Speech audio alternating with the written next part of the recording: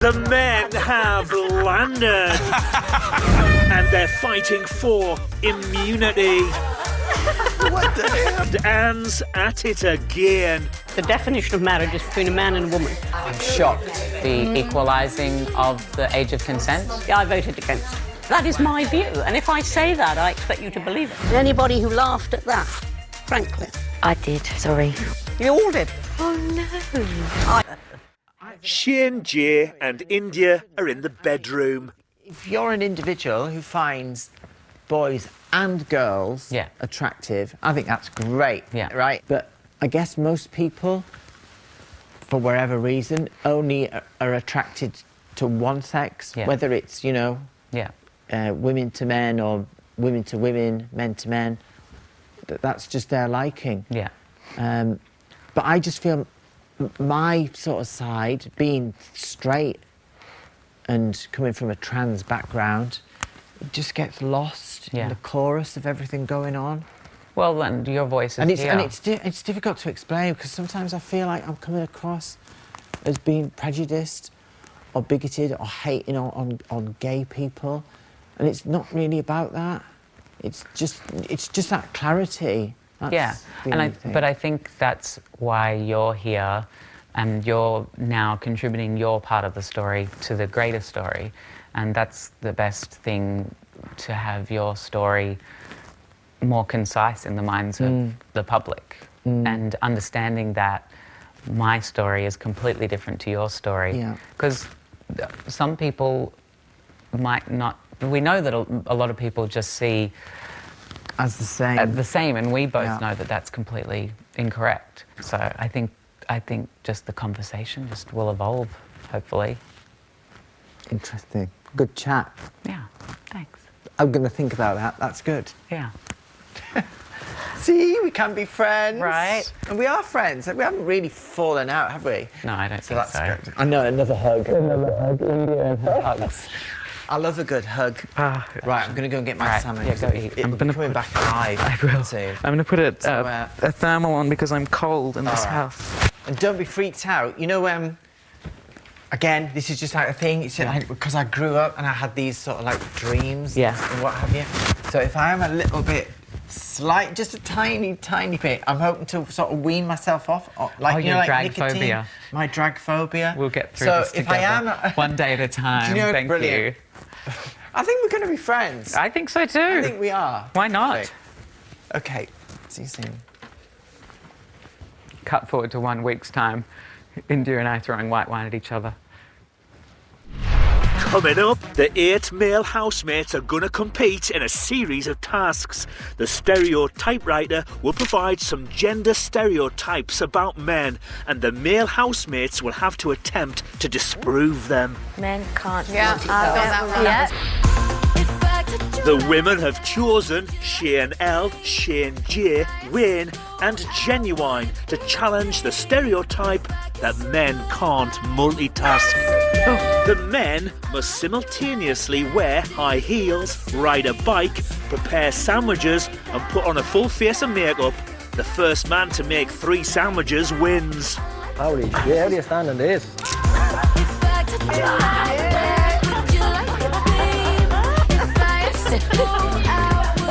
Wayne, you have butter on your fingers. That's not foundation, it's butter.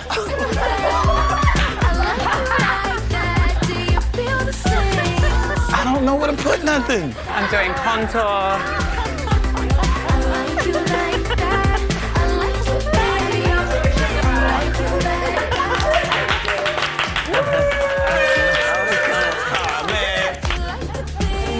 I don't know where to put this. Yeah, like, for a ballerina, you're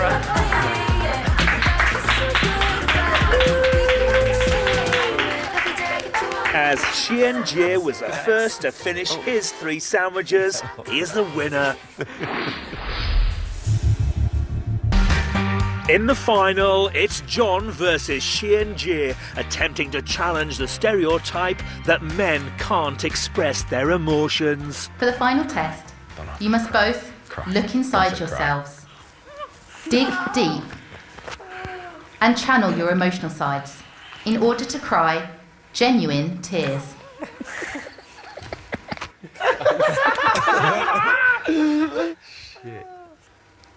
John and Shane, you should now begin your attempts to cry.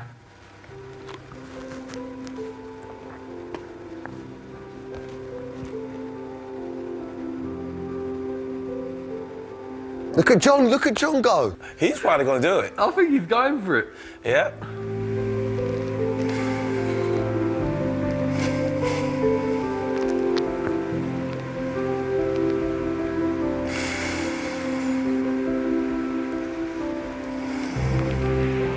He looked like he's on the toilet. Oh my God. This is the weirdest thing I think I've ever seen in my life.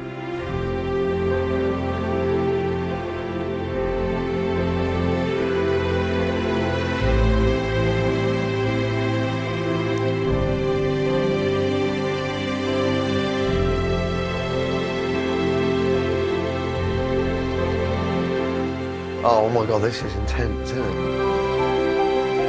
Yeah, yep, there it is. Good. Oh. It's coming.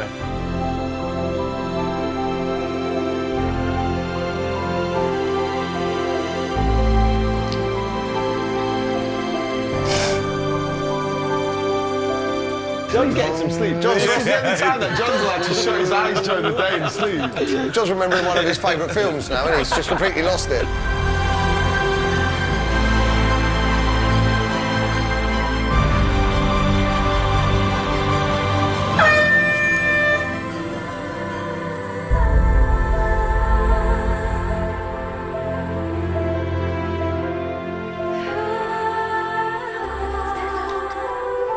Oh, that's deep. It's over.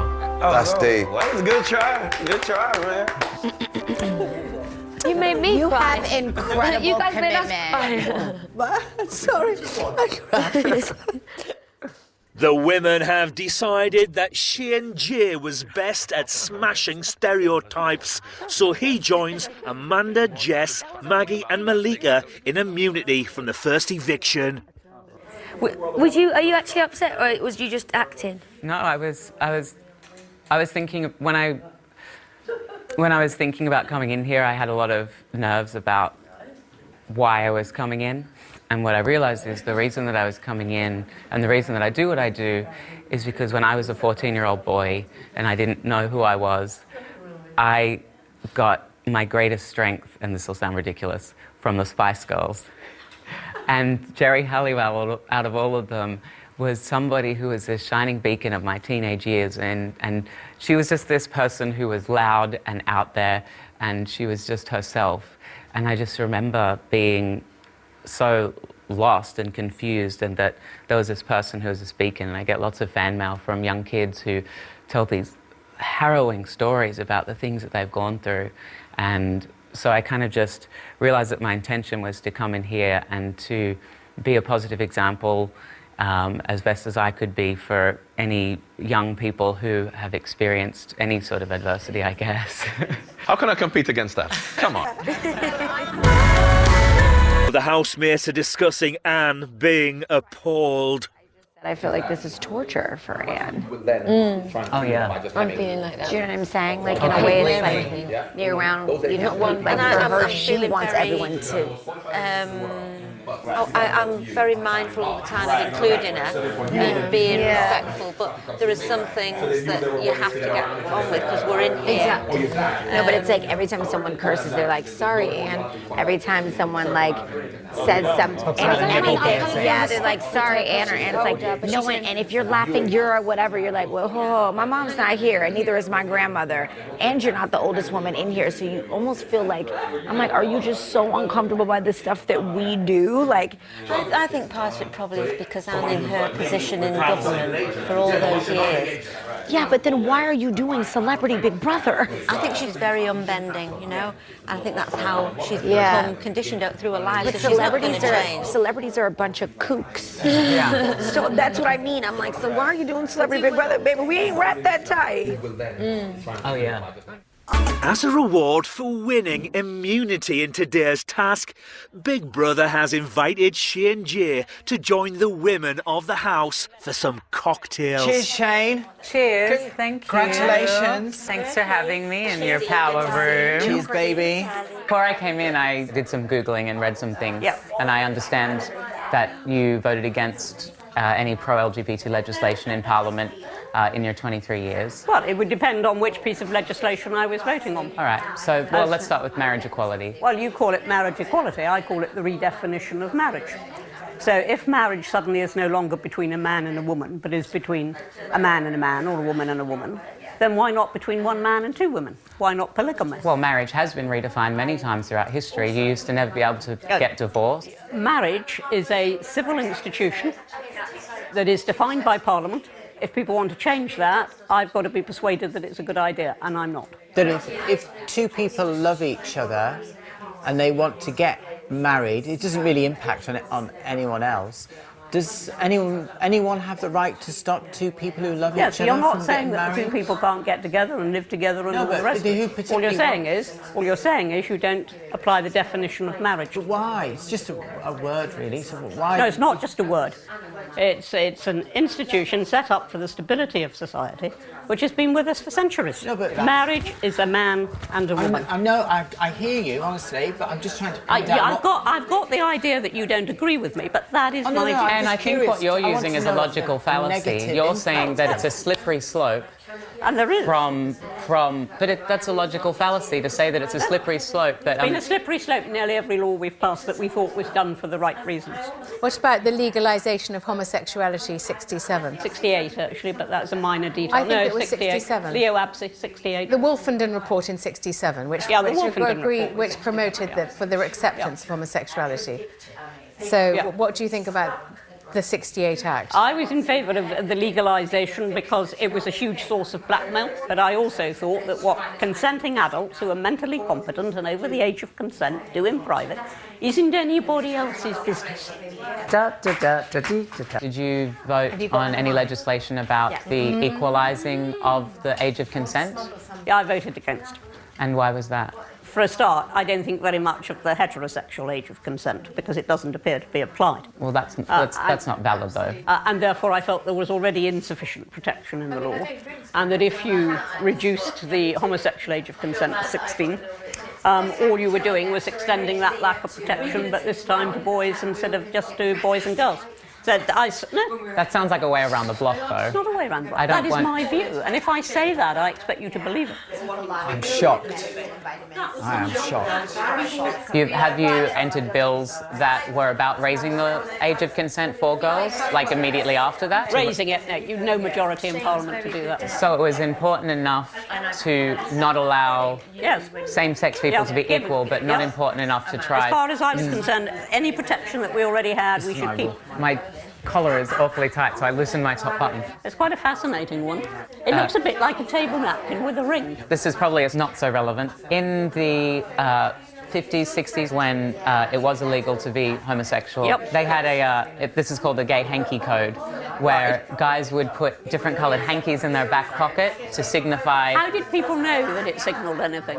Well, I guess there was the underground system of communication, and so different things that you're into, and lavender meant drag queen, and depending on whether you put it in your back pocket or your right pocket, it was kind of like I am or I'm interested in. This was just kind of like a little tip of the hat to that queer history, which I just thought was fun. Now, you see, if I used that word, I would be in trouble. Queer? No, you're allowed to use that word now. Oh, it's that's now changed. Permissible, is it? Yes. Yeah. Queer is actually a positive term that represents a more diverse community. I don't think I'll use it. I don't think everybody's caught up with your reasoning. Diary room, Shane J is talking about winning immunity. It was nice to win. It's like that the little boy in high school who wasn't good at sport, who wasn't ever winning anything against any men, did feel validated today by that win, even if it was because I cried and put on makeup. How does it feel knowing that Anne doesn't have the same opinion as you? I like that you can have a civilised conversation with somebody who has a very different opinion to yourself. I think that that's important, and I think there's enough of that. And whilst I, strongly disagree with Anne's opinions and her reasons for her opinions, I obviously respect her right to have them.